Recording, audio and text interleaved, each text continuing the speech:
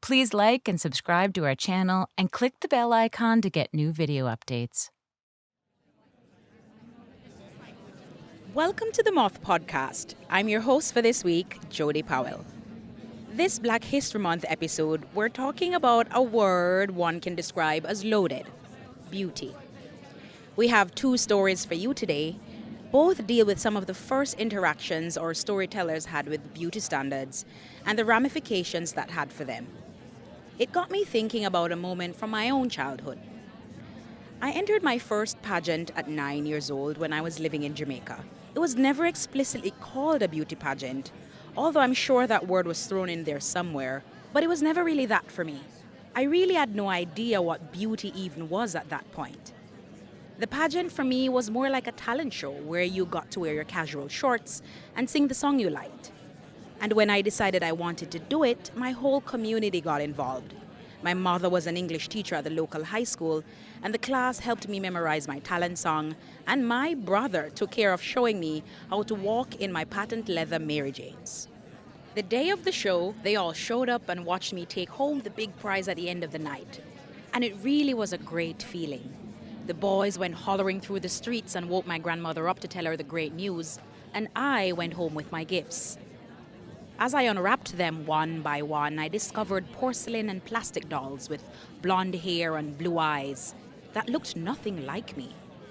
This moment in my life raised a lot of questions for me. The message wasn't explicit, but after working so hard on something and receiving these dolls as prizes, the message was clear and loud to me.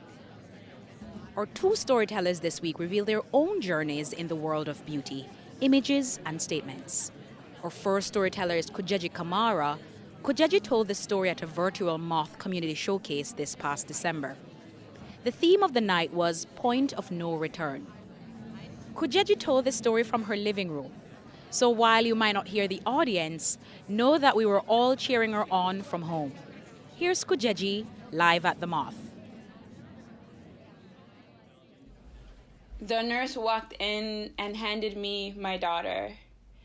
She was wrapped tightly in those hospital blankets. You know, the ones with the red and blue stripes. I drew her near to me, put her close to my chest. I wanted to share my warmth with her. She was so small, yet so beautiful. I immediately looked for her fingers, and I took my pinky and wrapped it around hers. And I just held her. And then it hit me that I'm actually a mother. Me, of all people. I still have so much growing up to do. Can I take care of this being, this gift that God has given me? My daughter looked up at me, and I saw how vulnerable she was in that moment, completely dependent on me, of all people. It got me thinking about my first vulnerable moment. It brought me to third grade. In third grade, I was super nerdy. You can argue that maybe I still am. I loved rainbow-colored sweaters and one-piece hijabs and high-water pants. That was definitely my flow. I loved school. I loved school because school brought me poetry. It brought me words. My third grade teacher first shared with me what poetry is and what poems could bring you. You know, loving school and, it was where I was the most comfortable. It was where I felt that I could be my full self. And naturally, because of that, I was definitely a teacher's pet. I loved running errands for my teachers, just, doing whatever they wanted, being in their good graces. It was a regular day. And I was running another one of the errands for my teacher. She asked me to deliver a stack of papers to a nearby teacher, a couple of doors down. I enter into the classroom, and I hand over the stack of papers to Mrs. G.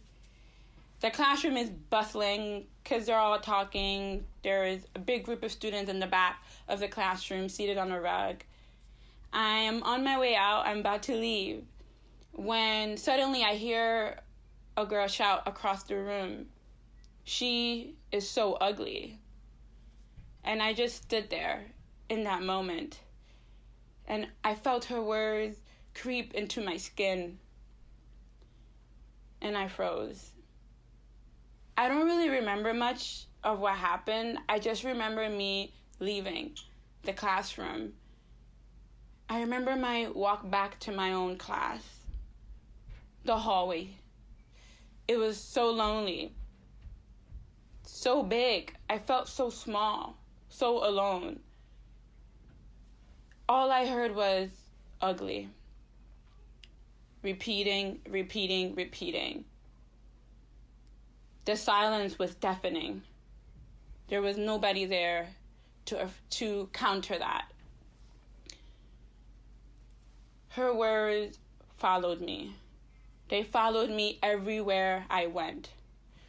When I looked into the mirror, when I wore my hijab, they were there. They were staring back at me. They were mocking me. They were laughing at me.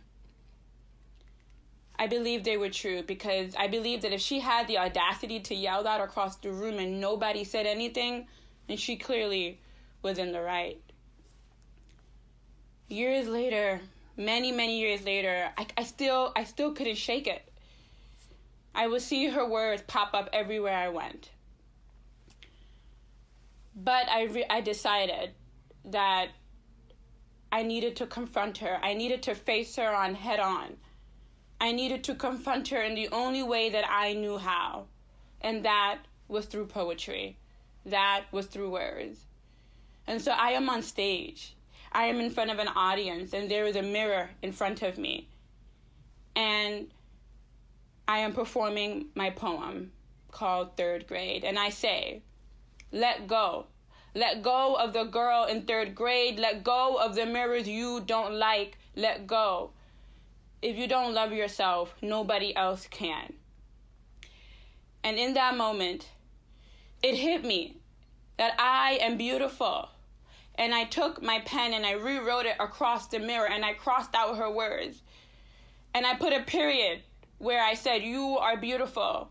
And it was okay if no one affirmed it. It was okay if no one said anything after that, that as long as I said it for myself, that's what mattered. I did it. I finally faced the girl in third grade. Many years away from the hospital scene, my daughter and I have gotten older, but I still find every day to tell her she's beautiful. I tell her every morning, just the way I did the day she was born. I tell her she's beautiful because I want to fill her up with words, with beautiful words, so that if she ever had a third grade moment like mine, they won't cut so deeply.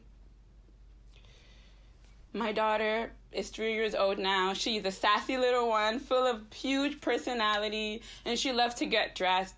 She wears beautiful African clothes, and, I want her to stay that way. I love her for who she is. Occasionally she'll get dressed, and she'll come stand in front of me. Mommy, am I beautiful? And I'll scoop her up, and I'll put her on my lap. And I will put her head next to my chest and hold her just the way I did when she was born, even though she's bigger now and she tries to squirm away from me. I look for her pinky, a little bit more bigger now, and I put it next to mine and I hold it. And I look into her almond-shaped eyes and I tell her, Mama, you are beautiful just the way you are. Thank you. That was Kujegi Camara. Kujegi serves as the program manager of the community engagement and youth leadership development at the Muslim Community Network. She's passionate about creating meaningful connections across different platforms, entities, and people. In her personal time, Kujaji loves writing poetry and giving back to her Gambian community by mentoring young West African Muslim women on their journey to college. And you will hear more from Kujaji herself at the end of this episode. Nyla Gilstrap is our second storyteller. Nyla told this story at a high school Grand Slam in collaboration with the Moth's education department. The theme of the night was before and after. Here's Nyla live at the Moth.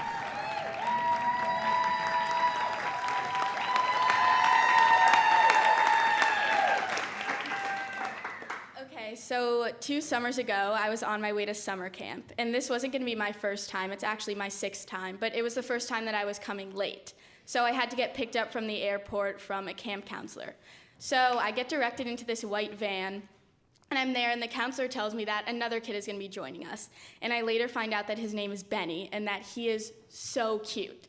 I immediately developed the biggest crush on him. He has this like scruffy blonde hair, and he's cracking me up the whole ride there. And I don't know if I'm just laughing because what he's saying is funny or because I'm like trying to be flirty. But either way, I get to camp, and immediately everyone knows that I have a crush on Benny. So inevitably, a couple days later, he finds out too. When my friend tells him, and he responds, "Oh, I'm not really interested or attracted to black girls." So you can imagine what that would do to a 13-year-old girl's confidence. I felt so ugly. I remember running into the mirror and looking at myself and seeing that the New Hampshire sun had fried my curly hair, and my skin had gotten so dark, and I thought that was beautiful, but I guess it wasn't, and I was just so confused, and like I said, I felt so ugly. So last summer, I decided to take a leap of faith and go to Barcelona for a month on a Spanish immersion program. And my brother had done it before, so I knew a little bit about it, but he had gone with a friend, and I wasn't going to be going with a friend. So I get there, and I'm sitting in this place called El Mapache, which is in the basement of the residency, and it's where everyone hangs out. So we're all just hanging out there, and this one girl comes down the stairs, and I kind of recognized her from Instagram because she also goes to school in New York City. And she introduces herself to me as Kosi, and then another girl who sits to my left, her name is Emmy, and she's from Los Angeles. So the three of us just immediately become the Three Musketeers the whole summer. And Emmy's white, she's from Los Angeles, and Kosi described herself to me as being black, no cream, no sugar. So that's when I knew that we were going to be best friends. So we just went on these random adventures, so naturally when we heard about this cliff in Barcelona where you can see the whole entire city, we were like, we have to go. So we travel an hour and a half bus ride and like weird hike up to this cliff, and we're looking at it all of the city, and it's so beautiful. And these 3 guys walk up to us, one blonde, one brunette, and one redhead. And we later find out that they're Australian because of their accent, and they're all weirdly muscular, and they tell us that that's because they play rugby, so we're like, Australian rugby, like so foreign, so cute, like oh my gosh. So Kosi and the blonde guy really hit it off. He was the cutest. She was like doing her thing, flipping her hair. She's very outgoing and very gregarious. And me and Emery were just watching on, like looking at the whole interaction in amazement. So he was like, "Oh, we should exchange Snapchats, let's hang out one day." She was like, "Oh yeah, definitely we should." So when we get back to the residency, we explained to Kosi the ground rules, because we're 16, these guys are probably in their 20s, we're in a foreign country, they're strangers. So we were like, when we meet him at the hostel a couple days from now, we're gonna be a couple blocks behind you the whole way, just like keeping an eye on you so nothing goes wrong. And she was like, "Okay, yeah, that sounds great." So the day arrives, and we're at this guy's hostel, and he comes down the elevator, and he says a very polite hello to me and Emmy, but really he's just staring at Kosi the whole time. Somehow she already has him wrapped around her fingers. So they're walking, and the streets are super busy, but Emmy and I tell each other that as long as we look at her big poofy bun, we're gonna be fine. So we're walking, and we're staring at the bun, and the bun's gone. And I turn to her, and she knows the bun is gone, because her face is bright red, and we don't even want to think about what the consequences of losing our 16-year-old friend with a 20-year-old stranger in a foreign country in which we don't speak the language would be. So we decide to just go back to the hostel and wait it out, because Kosi knows that she needs to be back at 10:30.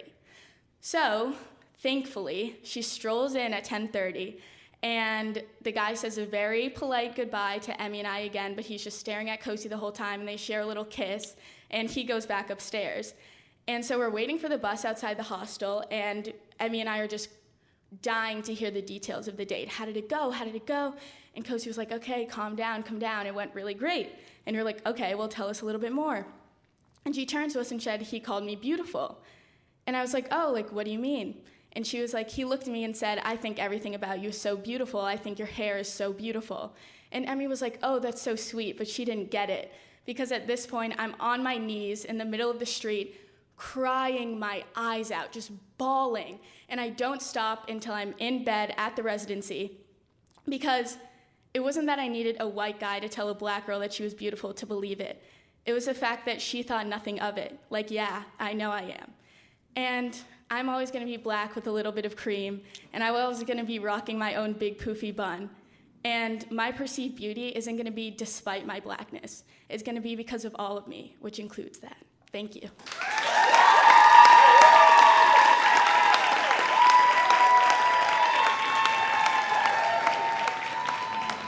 That was Nyla Gilstrap. Nyla is a high school senior in New York City. In her spare time, she enjoys hanging out with friends in Central Park and playing lacrosse. In the future, Nyla hopes to write for The New Yorker, but is currently enjoying writing on her school newspaper. You can check out photos from Nyla's trip to Spain in the extras for the episode on our website, themoth.org/extras. After listening to both Nyla and Kujaji's stories, we were so curious about what these two incredible women might say to each other if given the chance to discuss their shared experiences. So the three of us hopped on Zoom to talk about their stories, their conceptions of beauty, and where they are now. Both Nyla and Kujaji's stories had big time jumps in them, from when they first began their journeys with beauty to where they left off. So we start our conversations at the beginning, with their sense of self and the earliest thoughts about what it means to be beautiful. Here's Nyla to kick us off. I think for me, it was really young, like when I started to think about beauty, just because, I'm a Black girl who goes to a predominantly white school. And my mom, like in your story, Kujaji, would always say, like, you're beautiful, you're beautiful. And I was like, I don't know why she's like telling me this so much, but I think she knew consciously that I was getting opposite messages. So when I got to camp, I think hearing like Benny say those words, I'm not interested in Black girls, just put a name to it. And it was like tangible now. And it wasn't just this little feeling that I had, this inkling that I wasn't beautiful, and I was able to identify it, which in a way I was like, thank you for just like putting it out there. So now I can deal with it. But another way it made it so much harder because I knew this like wasn't in my head. I mean, so much of what you've said, Nyla, like, definitely resonates. And, I think there's a question about what is beautiful, right? Because even for me, like, when I tell my daughter she's beautiful, sometimes I have to kind of stop myself and say, like, what do I really mean though? Calling my daughter beautiful, like, I feel like similar to your mom now, like, I feel I have to do that. I think that's my duty, but I also think it's because I believe it. But then it's like, what meaning of beauty am I sharing with her when I tell her that? Right. I think there's always this like dynamic between mother-daughter where it's like, you're my mom, you have to tell me that. But also, like, every time she would tell me that, I'd counter with like, but nobody likes me, or like, so it was very much me like twisting what beauty is into beauty means being desired, like that. And I think I had to realize that that wasn't what she meant. Like, if I did something that had nothing to do with appearance, like I gave a talk at school or something like that, and she'd be like, I'm so proud of you, and like have a conversation with me about that, she'd tell me I'm beautiful, like mixed in that. And I think that's when I started noticing that she didn't just mean like my face, obviously, she meant like what I did today, or like how me helping people is beautiful in its own way, and the fact that I like care about my friends. Like she twisted the meaning a lot away from appearance into like personality and things that you do and things that she was like proud of me for doing. So, and that helped to create my own concept of beauty that really strayed away from like desirability and appearance. Right. I think that's a wonderful segue, because I was about to ask, what is your concept of beauty? Like, how is the word beauty discussed around you? I'm really curious to hear what you think about that. You want to go for it, Kujaji? I mean, there's so much to parse through and to think about, because I do think for a long time, for myself, beauty did mean being desired, or being liked. And I remember, like, after this incident in third grade, I didn't really have a positive association with beauty until I started writing poetry. And then people would call my poetry beautiful. They're like, oh my God, that was so beautiful. You have a way with words. But I think the little girl in me would be like, okay, you guys are always saying that I can do beautiful things, right? I can write beautiful poetry. Why can't I physically be beautiful as well? I think that's literally like my tension with beauty. Kujaji, you guys keep making beautiful bridges from one thing into the next. You just established one, which is where I'd like to go with you, is on stage, right? When you take us to the stage and we understand that there is a mirror, that you're kind of looking in, and an audience present when you tell that story for the first time there in college. My question in particular is, why did you think you had to kind of face that moment in that way? It was very public, it was very intentional. And I just, yeah, I really am just curious about it. My relationship with poetry is like I can memorialize words. And so I knew that the only way I could kind of work through these complex feelings I've had about third grade and about beauty, I could have only worked through it in poetry. But I think the decision to go public and just do it on stage, do it in front of a mirror, was because I have very private moments with the mirror. Every day I'm in front of the mirror, I'm doing my hijab, I'm getting ready to go out or whatever. And so I noticed that when I was in my private spaces, I would take selfies and maybe I'm going out with friends or I just got a new hijab and I would like actually enjoy taking the selfies. I would enjoy taking the photos. I'm like, okay, I look good, right? And like we should say that to ourselves. But I can't do that in public. And I think it has to do with the very public way that I was kind of told I was ugly. And so I felt like the only way I could kind of work through that is to affirm, to do what I do in it with my selfies in my room, to do that on stage and be okay with the silence that comes after that. Wow, fantastic. Nyla, do you have anything to comment on? Anything you'd like to add to that? There's anything that you can relate to in what Kujaji just said? Yeah, I think also the way that you talk so publicly about this experience on stage made me think about the fact that Black women believing that they are beautiful is like a protest in and of itself. Like it is such an act of resistance. Like you are actively fighting against the system and just simply believing that you are beautiful and believing that you have something to say. And so you just performing that story was not, it wasn't just like something that you were doing for yourself. Like that was a protest, like a beautiful form of protest. That's just something that I think about often, is like me taking care of myself and believing in myself and thinking that I am beautiful is fighting against forces that are keeping us down actively. Wow. Wow. I'm giving snaps for all those that are wondering what I'm doing. I'm giving you all the love for that. And I think I'd like to close in asking if we're considering beauty to be redefined, right? So it doesn't have to be mascara, lipstick here, nothing physical. You know, one thing that you do, something that makes you glow inside and out. I think for me is I need to get back into writing, but I feel the most beautiful when I'm writing. I don't know, it's a tough question, but I think I actually feel the most beautiful when I'm learning, probably. I have that glow when I learn something new and I switch perspectives.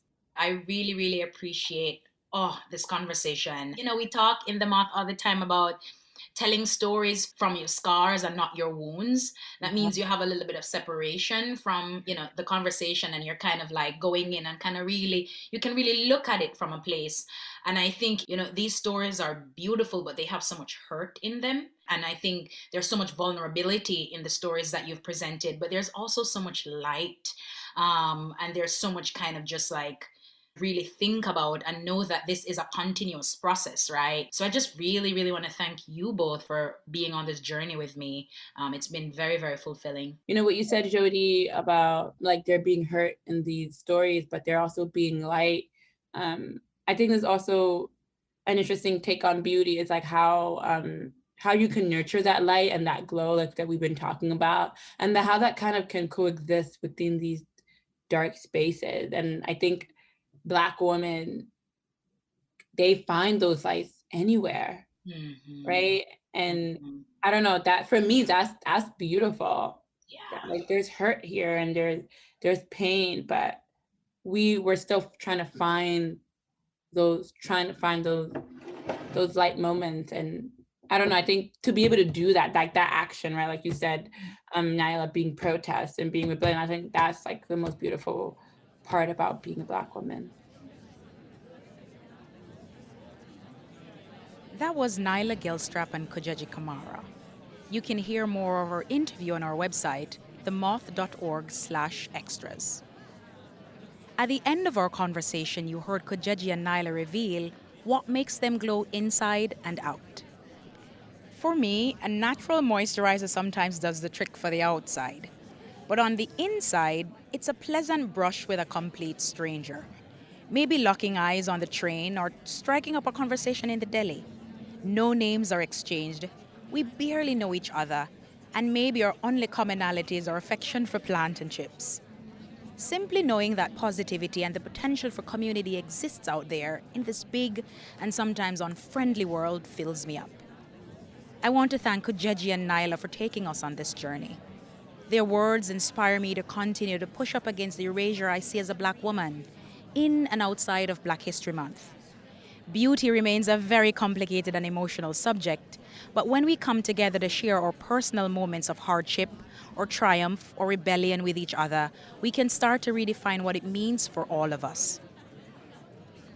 That's all for this week. From all of us here at The Moth, have a story-worthy week.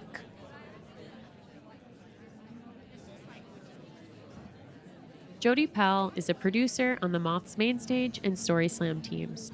Jodi also directs and teaches with our community and education teams. She says the spark that ignites her is that moment when a storyteller is center stage and you can feel the audience listening. This episode of the Moth Podcast was produced by me, Julia Purcell, with Sarah Austin Janess, Sarah Jane Johnson, and Jodi Powell. Jodi also directed Kujegi Camara's story in this episode. Nyla Gilstrap's Grand Slam story was directed by Julian Goldhagen.